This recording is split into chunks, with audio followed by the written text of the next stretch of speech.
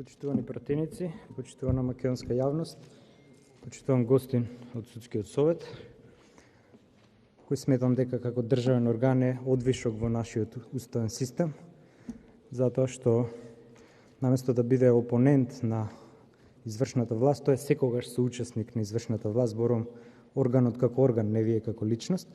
Денес имаме на дневен ред една многу битна тема, а тоа е избор на уставен судија, персонално решение кое што ни е понудено едногласно од страна на Републичкиот судски совет.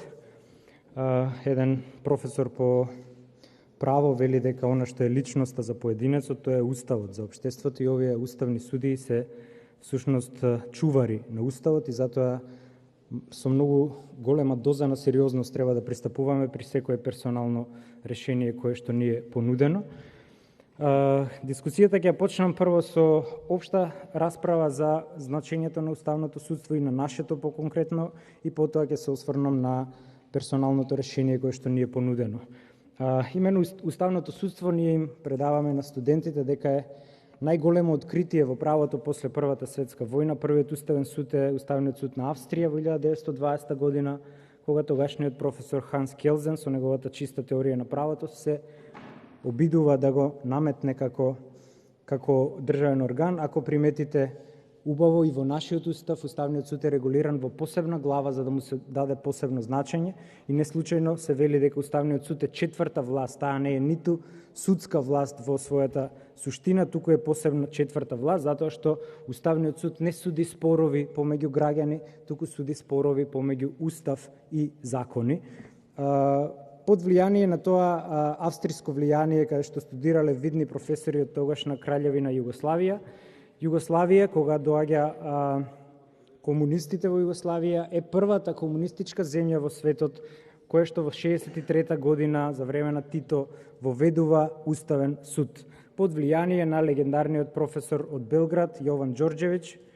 Мал куриозитет, председателят му бил личен пријател на Че Гевара и му праќал пури за да ги пуши. Значи, Југославија има одлична традиција на уставни судии, светски познати и светски признати. За жал, се додека не се осамостоивме како држава, кога почневме да тонеме во поглед на биографиите на судиите. Она што мене лично ми смета кај уставното судство е таа судократија. Имено еден американски професор по уставно право, Капалети, вели дека суштинско прашање кога бираме уставен судија е да си го поставиме прашањето кој нас ќе не чува од овие номофилакси или од овие чувари на уставот. И одговорот го дава еден јапонски професор кој вели дека најдобар заштитник од оваа судократија е интелектуалниот и научниот профил на судијата. Значи, интелектуалниот и научниот профил на судијата. Зборуваме за уставен судија, бидејќи уставниот судија, за разлика од другите судии во редовно судство, треба да има теоретско познавање, бидејќи тој суди ин абстракто, а не ин конкрето. И за жал тоа кај нас отсуствува. Ние имаме најслаб персонален состав на Уставниот суд од кога постои Уставното судство од 1963 година во оваа малтене 6 децениска историја. Само кај нас може истакнат правник да биде правник кој прво вработување му било во селска задруга, односно земјоделска кооперација, за да потоа преку општина стане уставен судија. Наместо елегантна јуриспруденција во образложенијата на уставните судии гледаме едно учено незнаење, една празна ароганција наместо теоретска поткованост, едни штури образложенија кои што дури и студенти во семинарска работа би им ги вратиле доколку ви ги дадат со такви образложенија каде што се цитираат членови од закони наместо да се даде јуриспруденцијален пристап и наместо кредибилитет на уставните судии гледаме ликови со чиновнички CV-а, ликови од државни органи, од управни органи, наместо професори по право кои што ги ставаме да бидат уставни судии со 9 годишен мандат. Сметам дека оваа споредба на некогашните и сегашни уставни судии малтене е поразителна. Само споредете го еден Иво Пухан, кој што бил изврстен ерудит, професор по право, југословенски делегат на Хашки конвенции по приватно право, член на арбитража во Париз, со биографијата, например, на сегашната Валентина Вангелица Маркудова, анонимуси во правото. Значи, сега да ми речете, како професор по право, да ги набројам уставните судии, јас не ги знам луѓето, затоа што се анонимуси во фелата. Или споредете го еден Евгений Димитров, основач на правниот факултет, професор по уставно право, со сегашниот Дарко Костовски, например, кој е анонимус во правото. Значи, нас ни требаат судии како Едвард Коук од Англија, кои што имале кредибилитет да му се спротистават дури и на кралот во 18 век, а не да бидат приврзоци на извршната власт.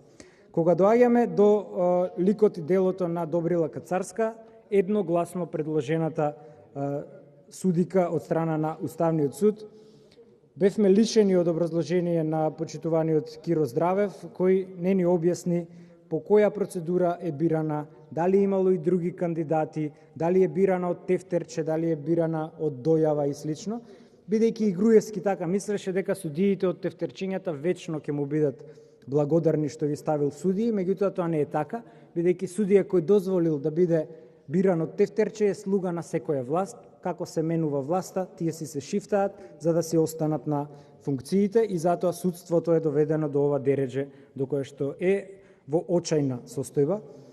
Со почитуваната Кацарска не се знам лично, еднаш ја видов на судење, тоест неколку пати, бидејќи таа ги судеше нашите другари од левица за она демолирање на канцеларијата на председателот Иванов, потоа беше смената и еднаш ја видов во шопинг во Веро со двајца телохранители. Во CV-то стои дека е 34 годишен веќе стаж како основен судија и самото тоа е поразително, бидејќи не мрднала од основен судија, значи не е ниту апелационен, ниту врховен судија, па да може да се зборува за некаков бекграунд. CV-то е прилично празно, обуки, семинари и толку. Од аспект на абсурдноста на ова персонално решение, сакам да го истакнам фактот дека таа е единствениот судија кој е осуден од Уставниот суд, каде што ја бираме за уставен судија, и наместо да биде разрешена за тоа, таа е номинирана да биде уставен судија. Се обидов да ја прибавам одлуката на Уставниот суд на Зефик против овие Зефик адвокатката и уште неколку адвокати кои што ги кажа, кои што ги казни со 1500 евра и Уставниот суд, за да не се бламираме пред Страсбург, за сета среќа пресуди во корист на адвокатите и вели дека анализата покажува дека судијата, конкретно Кацарска, предизвикала состојба на функционален проблем, бидејќи ги натерала адвокатите да пишуваат на колено наместо да им обезбеди услови за работа. Кога овие се побуниле, оваа ги казнила и вели Уставниот суд со кој било оневозможено непречено вршење на бранителската улога на адвокатите во предметот.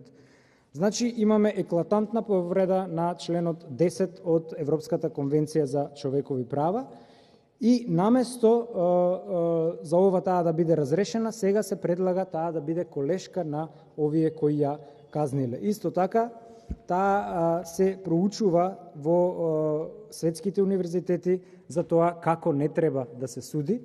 Да не заборавиме за случајот 27 април, душмански пресуди 300 години за тероризам. Такво нешто не се сеќавам да имало и во време на Турско, да ве осудат оние наши револуционери од ВМРО, не биле судени на толку драконски казни.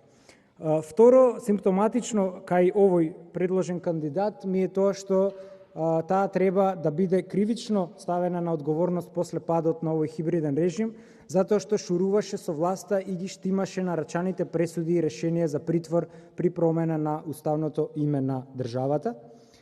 Потоа, во перспектива, таа е судија поради кој што ќе бидеме осудени од Страсбург, слушате ми го зборот за ова, затоа што маратонски ги држеше рочиштата и затоа што во низините пресуди имате политички памфлети, а не правни образложенија. И на крајот таа е заштитник на олигархијата, самата си кажа дека е лична пријателка со Зоран Заев и со Орце Камчев, едни од најбогатите луѓе во државата. И затоа, ако сватиме дека суштината на уставот етимолошки доаѓа од старословенскиот или српско-хрватски збор зауставит, да ја запреш власта. Значи суштината на уставот и на уставниот судија е да ја запре власта, а не да биде приврзок на власта. Си го поставуваме прашањето каква корист би имале ние од судиите ако тие можат да бидат принудени да се сложат со неправичните барања на власта. За жал, овој предложен кандидат е токму таков и затоа Левица ќе гласа против нејзиниот. Благодарам.